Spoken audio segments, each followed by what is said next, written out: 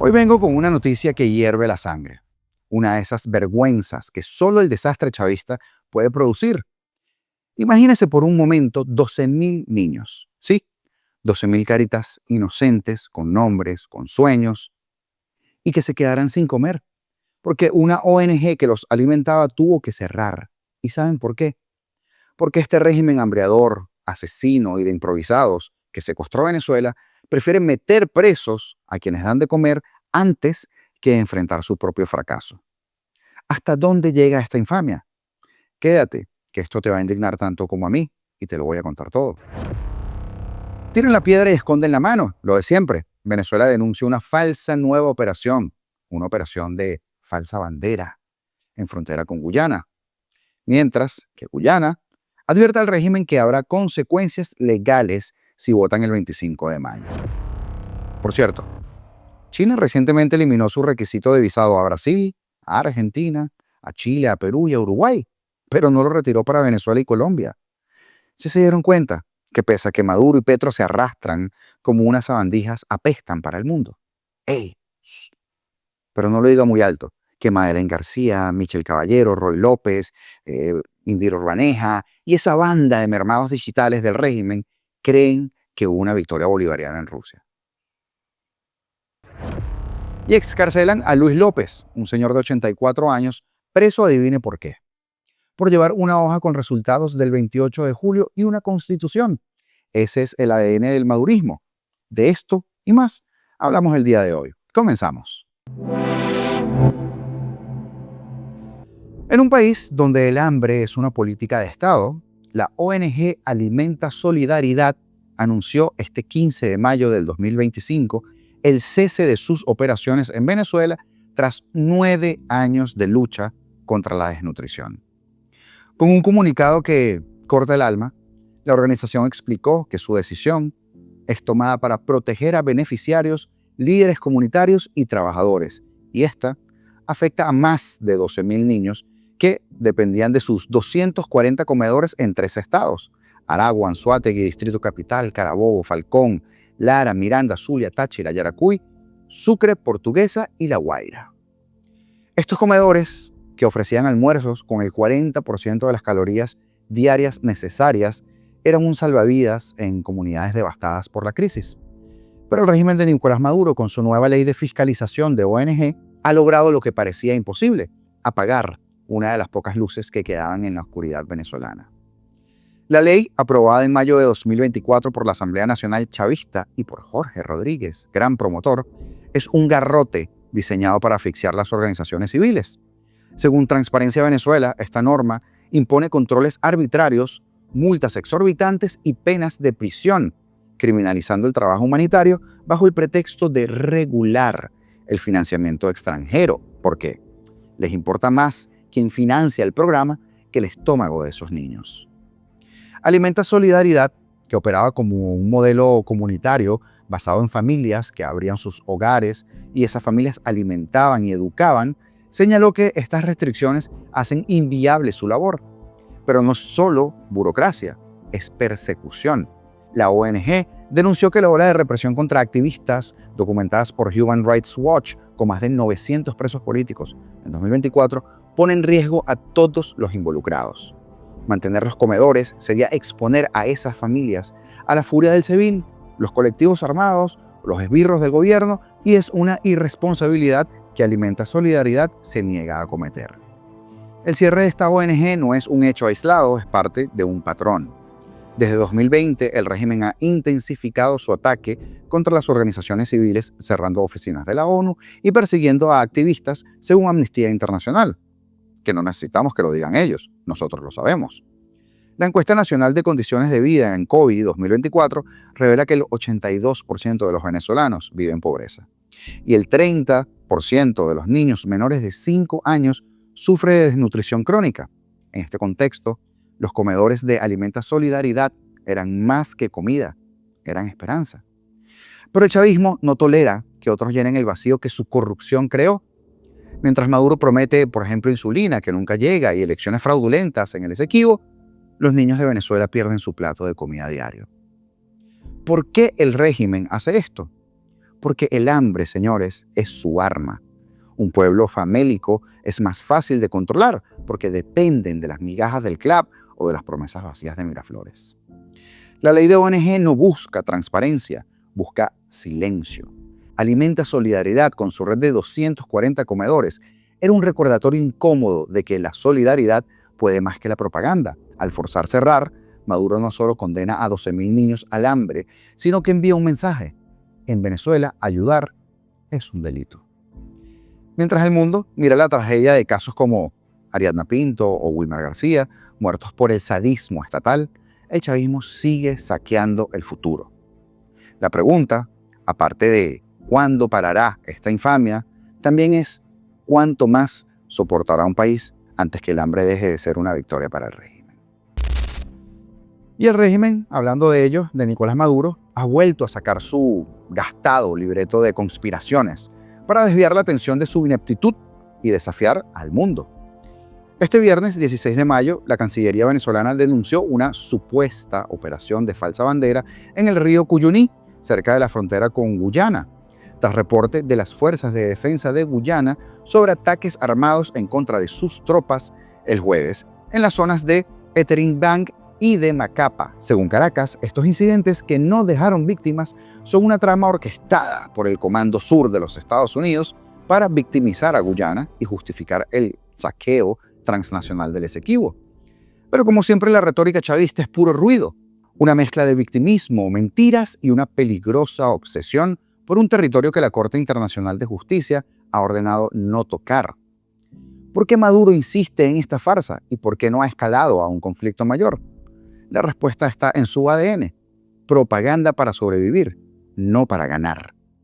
El comunicado venezolano publicado en Telegram acusa a Guyana de fabricar tensiones para desviar la atención de la farsa electoral que el régimen planea celebrar el 25 de mayo en el Esequibo, un territorio en disputa que la Corte Internacional de Justicia ordenó no alterar en diciembre de 2023 y reafirmó el 1 de mayo de 2025. Pero Maduro ignora estas resoluciones, insistiendo en un referendo y en elecciones que, según el Instituto Casla, son maniobras para consolidar el control interno mientras distrae de la crisis económica y política. La GDF, por su parte, reportó que civiles armados atacaron a sus soldados en 3 incidentes distintos, el segundo ataque de este tipo este año desde febrero de 2025, cuando 6 militares fueron emboscados en el mismo río Cuyuní, Guyana, respaldada por la CIJ y aliados como Estados Unidos y el Reino Unido, ha prometido vigilancia y defensa de su territorio mientras evita caer en las provocaciones chavistas. La narrativa de esa falsa bandera es un clásico del chavismo, de hecho cada vez lo usan más frecuente, usado para culpar a Estados Unidos de todo, desde apagones hasta sanciones. Pero los hechos desmontan la farsa. El Esequibo, rico en petróleo y minerales, ha sido un punto de tensión desde el laudo arbitral de París de 1899, que Venezuela declaró nulo en 1966 tras firmar el Acuerdo de Ginebra con el Reino Unido.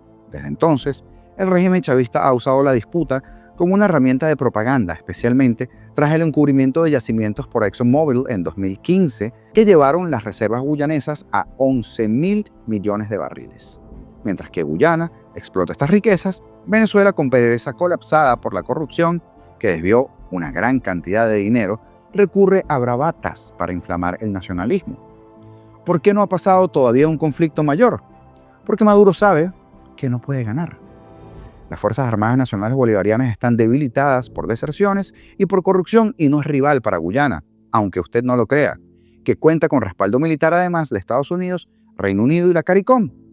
En diciembre de 2023, ejercicios conjuntos de la GDF con el Comando Sur enviaron un mensaje claro: cualquier agresión será respondida.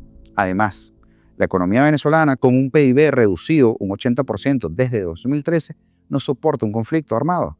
Maduro prefiere el teatro, acusar al imperio, mientras ignora la CIJ y usa el Esequibo para distraer de las elecciones fraudulentas de mayo y las elecciones fraudulentas del pasado año, donde el CNE, controlado por el chavismo, garantizará su victoria como en julio de 2024.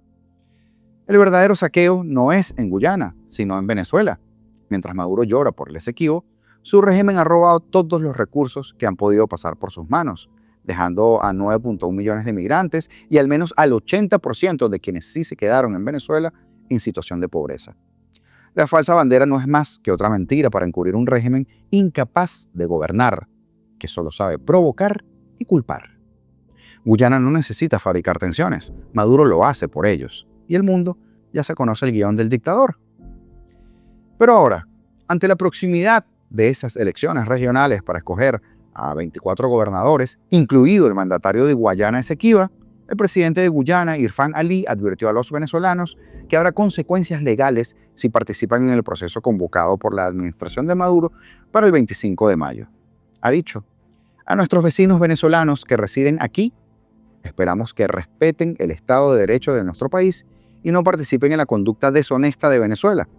De no hacerlo, habrá consecuencias legales. A los guyaneses que viven en nuestras zonas fronterizas y a todos los demás ciudadanos, enarbolen la flecha dorada en honor a nuestra herencia, en estas 83.000 millas cuadradas que nos pertenecen a todos, escribió el mandatario guyanés el viernes 16 de mayo en X.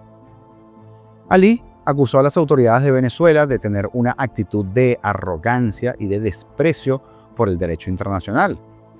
Nunca más acertado. Pero no se equivoquen, ha dicho, el gobierno y el pueblo de Guyana, junto con nuestros inquebrantables socios internacionales, harán todo lo posible para garantizar la integridad de la soberanía y el territorio de nuestro país.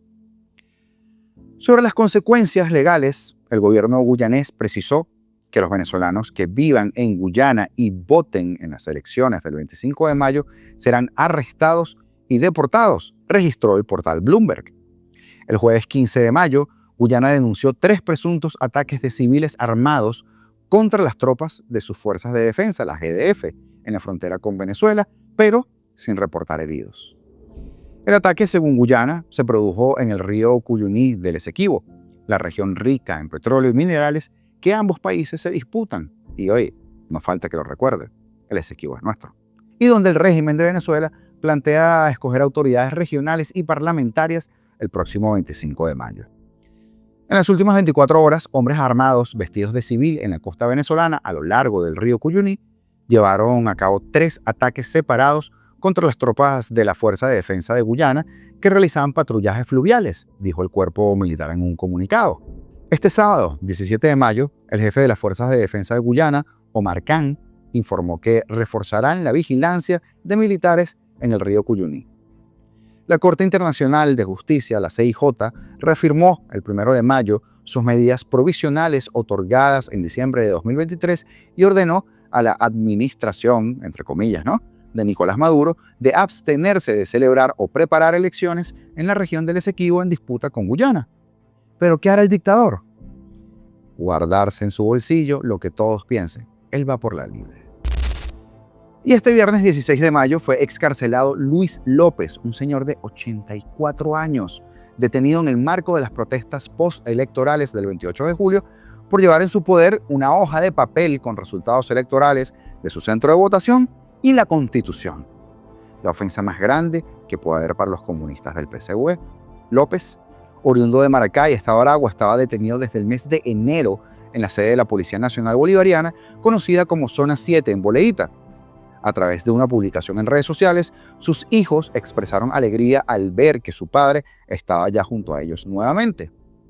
Este adulto mayor estuvo detenido por varios días en el centro de resguardo de la Dirección de Investigaciones Penales en la organización Caña de Azúcar, pero luego fue presentado de forma telemática ante los tribunales y le dictaron privativa de libertad el 27 de enero, día en que se le imputaron los cargos de instigación al odio y adivina cuál otro.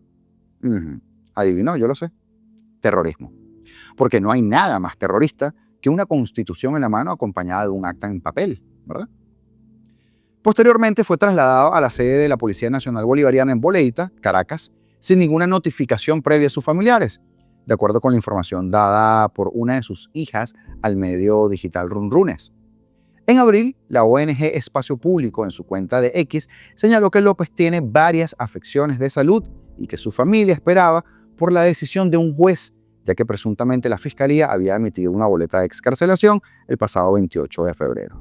Desde aquí, esperemos que el señor Luis López esté bien de salud y no que hayan hecho la misma marramucia que andan haciendo y que comencé a denunciar con las personas presas que tienen condiciones de salud. Lo hablamos el día de ayer. Y te dejo el programa al final por si no lo has visto, en el cuadrito de recomendados. Porque hasta aquí llegamos el día de hoy. Suscribirte, comentar, darle like a los videos y compartirlos es gratis. Y además, una excelente manera, tú que estás allí quiero ayudar a estos muchachos a políticos. Esa es la manera. Así que atrévete, que los botones están aquí abajo. Sigamos creando comunidad, porque mientras más seamos en este espacio, a más lugares llegaremos juntos. ¿Es así? Libertad o nada, señores. Esto es